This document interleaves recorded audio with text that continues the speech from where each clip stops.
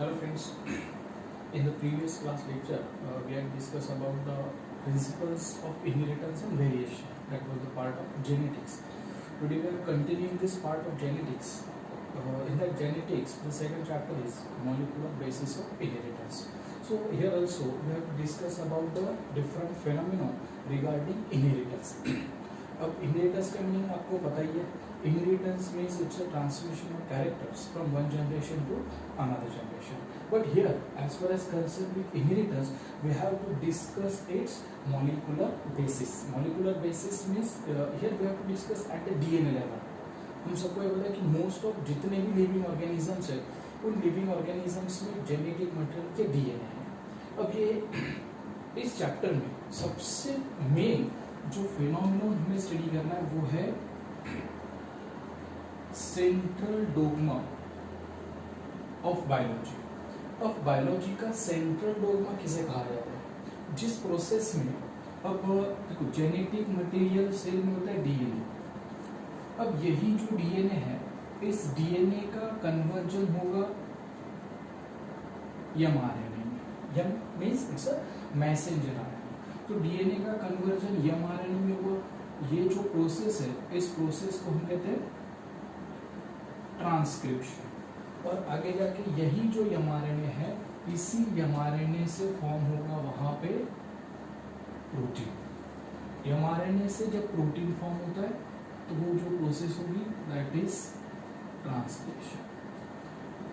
तो ये दो प्रोसेस हमें यहाँ पे स्टडी करनी है, ट्रांसक्रिप्शन ट्रांसलेशन. लेकिन ट्रांसक्रिप्शन ट्रांसलेशन से पहले सेंट्रल डोग्मा में और एक इम्पोर्टेंट प्रोसेस होगी. देखो यहाँ देखो क्या रिप्रेजेंट किया मैंने, डीएनए से ही डीएनए फॉर्म होगा. डीएनए से डीएनए फॉर्म हुआ मतलब ये होगी process DNA replication. Replication means what? Duplication, the process by which DNA can produce its exact own copy. So these are the three main events that are commonly regarded as a central dogma of biology. This chapter is very important as far as concerned with the board exam because the broad question may get asked from this chapter. As far as concerned with NEET, nearly 4 questions may get asked from this exam, and it is also important for the CET also.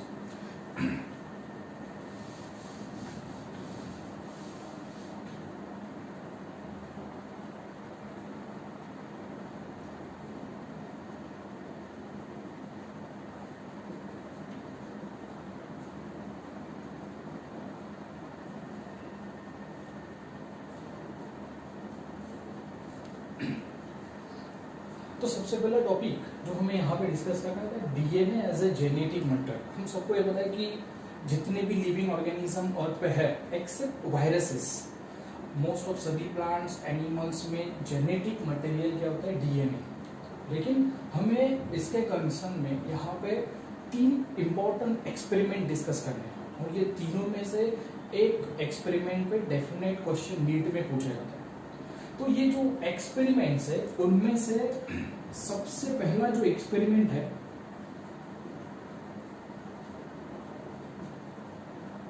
That is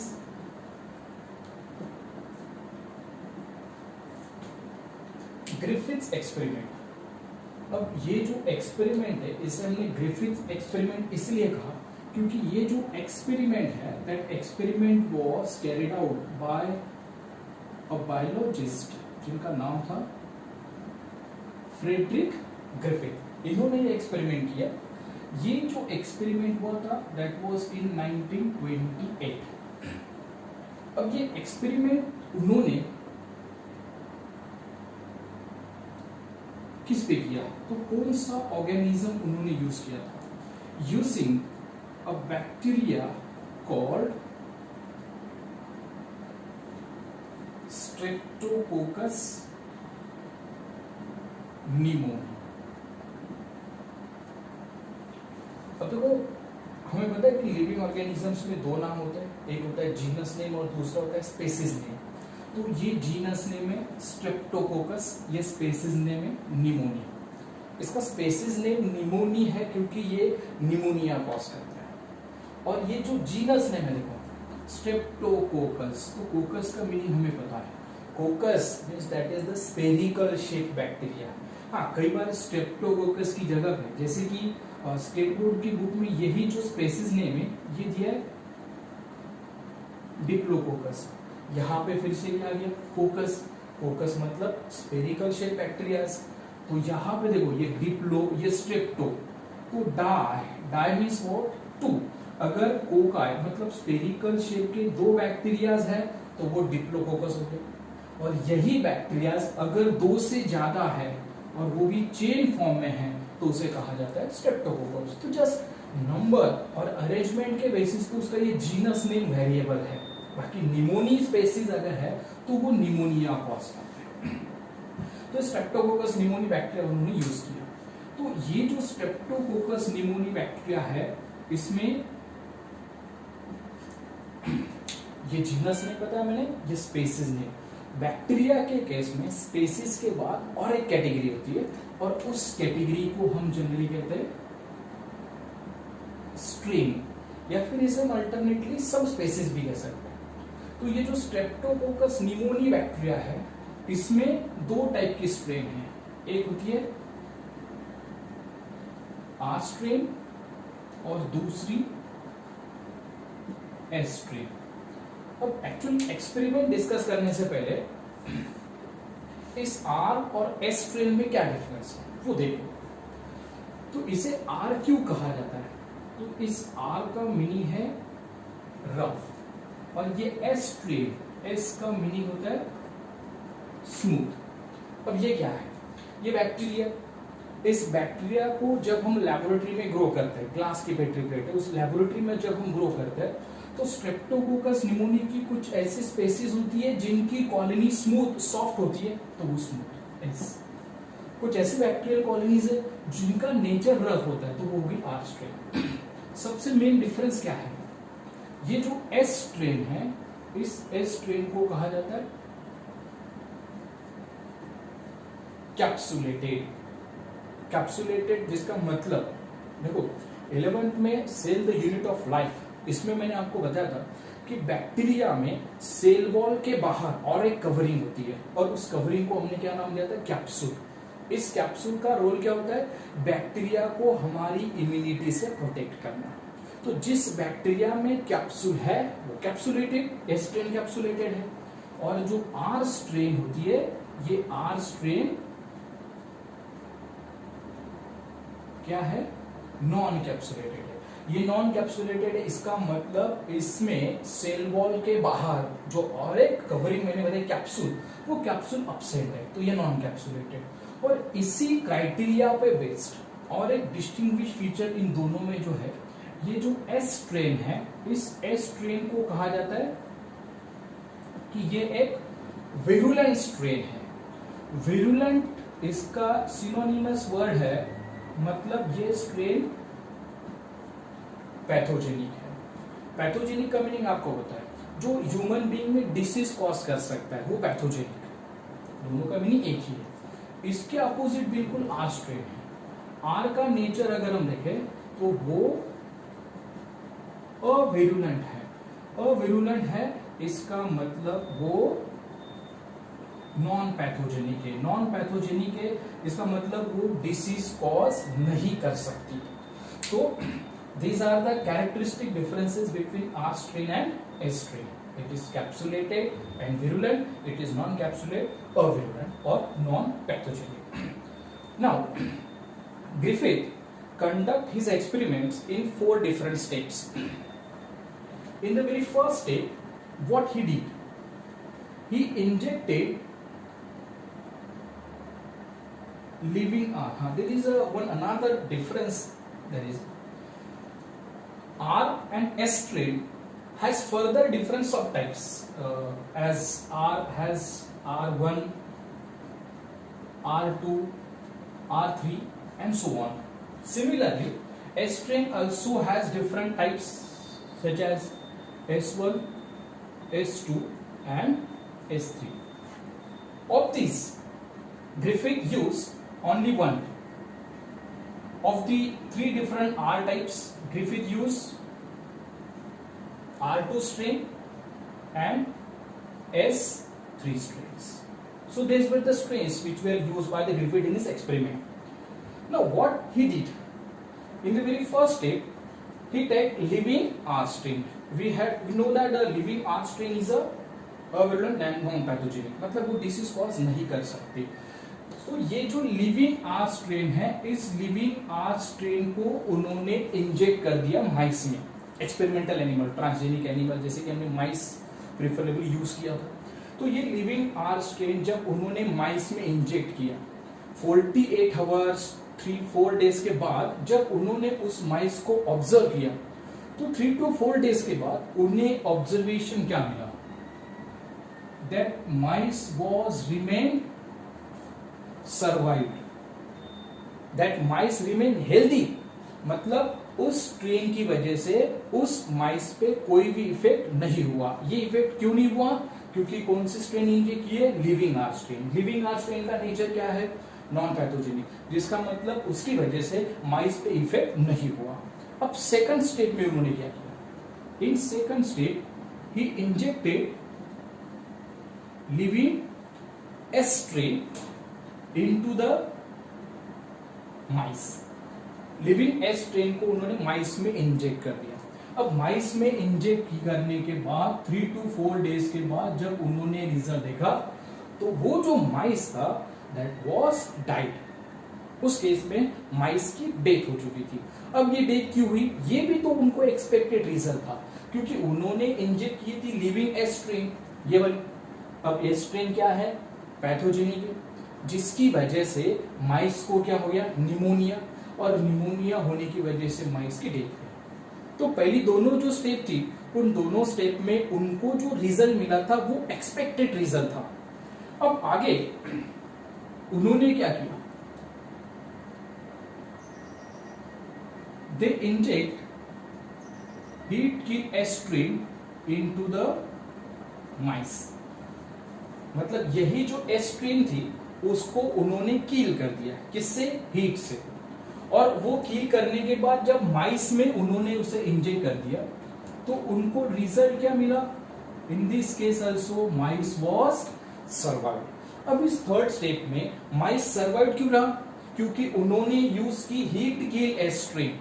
मतलब heating की वजह से उसमें जो भी pathogenic part था, जब वो लिविंग था तो उसमें जो पैथोजेनिक पार्ट था वो क्या हो गया, डीनेचर्ड हो गया, ब्रेक हो गया. किसकी वजह से, हीट की वजह से. So that the mice remain survived.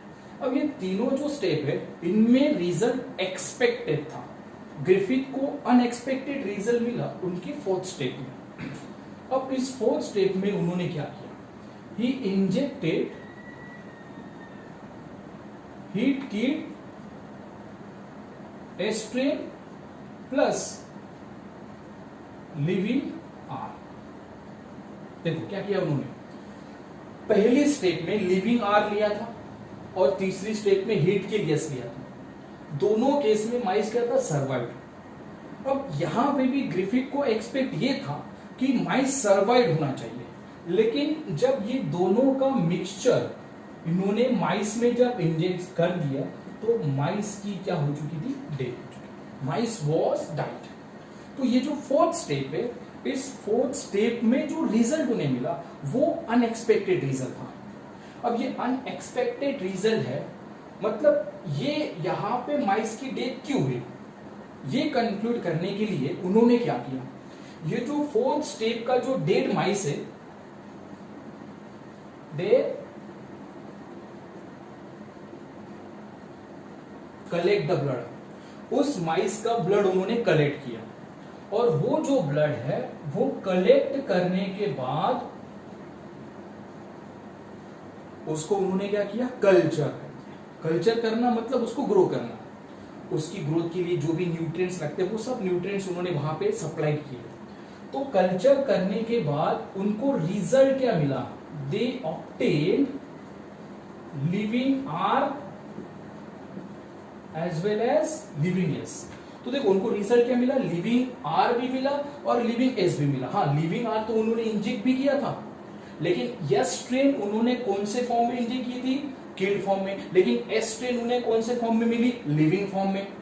तो इस पूरी प्रोसेस से ग्रिफिथ ने ये कंक्लूड किया ग्रिफिथ का कंक्लूजन, ग्रिफिथ का स्टेटमेंट क्या था? देयर इज समथिंग, वो केमिकल क्या था ये ग्रिफिथ को भी पता नहीं था। ग्रिफिथ ने क्या कंक्लूड किया? There is something in that heat kill S strain which get transferred to living R which convert living R into living S। तो इसमें क्या हो गया? लिविंग R का कन्वर्जन लिविंग S में हुआ। लिविंग R का कन्वर्जन लिविंग S में किसने किया? हीट किल S के एक सब्सटेंस ने। और ये जो पूरी प्रोसेस है, इस प्रोसेस को कहा जाता है ट्रांसफॉर्मेशन।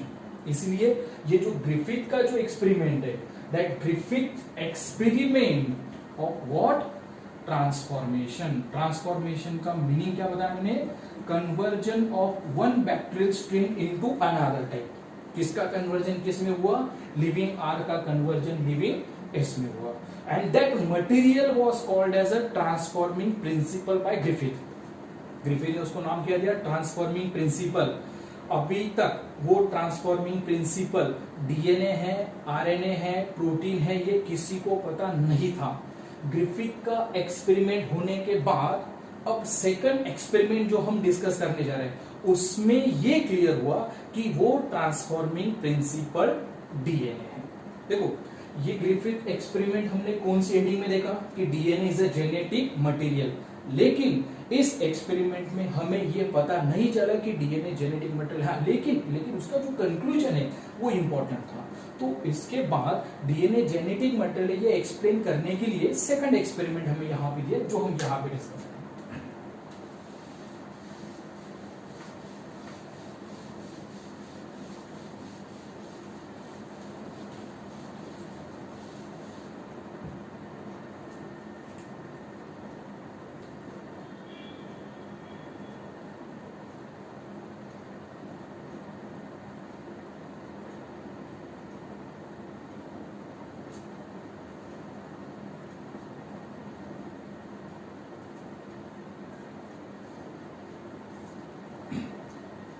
अब सेकंड जो एक्सपेरिमेंट दिया है वो है Avery MacLeod and McCarty experiment. सबसे पहले तो ये जो एक्सपेरिमेंट है, इस एक्सपेरिमेंट को जनरली कहा जाता है कि ये एक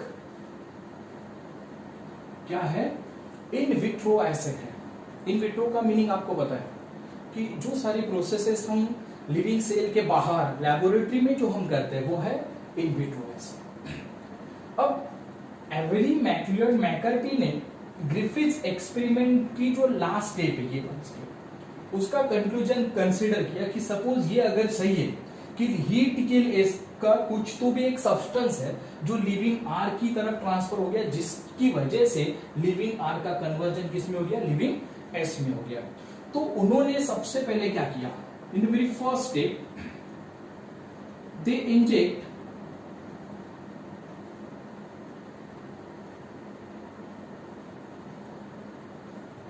carbohydrate of S along with living R। देखो, पहली स्टेप में क्या किया उन्होंने? एस ट्रेन, ये वाली कौन सी? हीट किल एस ट्रेन के कार्बोहाइड्रेट लिए। मतलब सपोज एक टेस्ट ट्यूब उन्होंने ली, उस टेस्ट ट्यूब में ये मान लीजिए आर स्ट्रेन है, उस आर स्ट्रेन के बाहर ये कार्बोहाइड्रेट है एस स्ट्रेन के, और लिविंग आर और कार्बोहाइड्रेट ऑफ एस स्ट्रेन को मिक्स कर दिया, ये मिक्सचर। लेकिन ये जो मिक्सचर है ये 3-4 डेज एज इट इज रखने के बाद उनको रिजल्ट क्या मिला? Living R. इसका मतलब लिविंग आर में कोई भी चेंज नहीं हुआ। लिविंग आर में चेंज नहीं हुआ, इसका मतलब कार्बोहाइड्रेट जेनेटिक मटेरियल नहीं है। अगर कार्बोहाइड्रेट जेनेटिक मटेरियल होता तो यहाँ पे कुछ ना कुछ ट्रांसफॉर्मेशन दिखता। सेकंड स्टेप में उन्होंने क्या किया? They injected proteins of S strain, और ये एस स्ट्रेन के जो प्रोटीन्स है उसको उन्होंने इंजेक्ट कर दिया किसके साथ? लिविंग आर के साथ। और ये दोनों जो मिक्सचर्स है, ये दोनों मिक्सचर्स कुछ देर तक इंक्यूबेट करने के बाद यहाँ पे भी उनको रिजल्ट क्या मिला? They obtain that there was a only living R. In this case also there is no transformation. No transformation means that protein is not the genetic material. In the third step, what they did? They injected DNA of S strain और DNA a strain का inject कर दिया उन्होंने किसके साथ, living are के साथ। अब जब ये मिक्सचर उन्होंने उस ट्यूब में रखा तो उनको रिजल्ट क्या मिला, result was that living R plus living S. मतलब यहां पे उनको ट्रांसफॉर्मेशन दिखा, कुछ आर सेल्स जो थी उनका कन्वर्जन किस में हो गया, लिविंग एस में। तो ये किसके वजह से हुआ, डीएनए की वजह से। लेकिन ये डीएनए की वजह से हुआ या दूसरे किसी कंपोनेंट की वजह से, ये कंफर्म करने के लिए एवरी मैक्लियड मैकर्टी ने फोर्थ स्टेप वहां पे प्रोसीड की। उस फोर्थ स्टेप में उन्होंने डीएनए लिया किसका, एस स्ट्रेन का, प्लस उसके साथ उन्होंने यहां पे यूज किया एंजाइम, कौन सा, डीएनए। अब जो आपको पता है कि जो एंजाइम्स है, जो जिस सबस्ट्रेट को एंजाइम्स ब्रेक करते हैं उसी से उसको नाम देते हैं। जैसे कि प्रोटीएस प्रोटीन को ब्रेक करता है, आरएनएस आरएनए को ब्रेक करता है, तो एंजाइम कौन सा है, डीएनएस। इसका मतलब ये किसे ब्रेक करेगा, डीएनए को। तो डीएनए और डीएनएस दोनों का मिक्सचर जब उन्होंने रखा लिविंग आर के साथ, तो उसके बाद उनको रिजल्ट क्या मिला, रिजल्ट मिला लिविंग आर। देखो यहां पे भी डीएनए था, यहां पे भी डीएनए था, यहां पे लिविंग एस मिली थी, यहां पे लिविंग एस नहीं मिली। यहां पे लिविंग एस क्यों नहीं मिली, क्योंकि उन्होंने यहां पे एंजाइम डाला था डीएनए।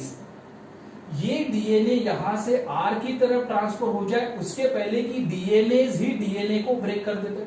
डीएनए अगर ब्रेक हो गया तो वो आर की तरफ ट्रांसफर नहीं हुआ, आर की तरफ ट्रांसफर नहीं हुआ तो आर का कन्वर्जन इसमें नहीं हुआ। सो ये जो एक्सपेरिमेंट है, इस एक्सपेरिमेंट का ये कंक्लूजन है कि लिविंग सेल में जेनेटिक मटेरियल कौन होता है, DNA. DNA is a genetic material. ये इस एक्सपेरिमेंट का फाइनल कंक्लूजन। ये सबसे पहला एक्सपेरिमेंट है जिससे हमें यह पता चलता है कि जेनेटिक मटेरियल डीएनए है। अब एवरी मैक्लियड और मैकार्टी ने ये जो प्रोसेस है ये एक्सप्लेन करने के बाद भी और कुछ बायोलॉजिस्ट थे, उनका ओपिनियन ये था कि वायरसेस जैसे है, वायरसेस में तो डीएनए नहीं होता फिर भी उनके कैरेक्टर्स ट्रांसमिट होते हैं। तो उनका सपोर्ट, ये थ्योरी को वो सपोर्ट करते थे कि प्रोटीन्स जेनेटिक मटेरियल है। तो अब फाइनली कंफ्यूजन सिर्फ दो ही मटेरियल्स में था कि जेनेटिक मटेरियल डीएनए है या जेनेटिक मटेरियल प्रोटीन है। तो ये एक्सप्लेन करने के लिए हमें लास्ट एक्सपेरिमेंट यहाँ पे अब डिस्कस करना है, जो हम यहाँ पे डिस्कस करेंगे।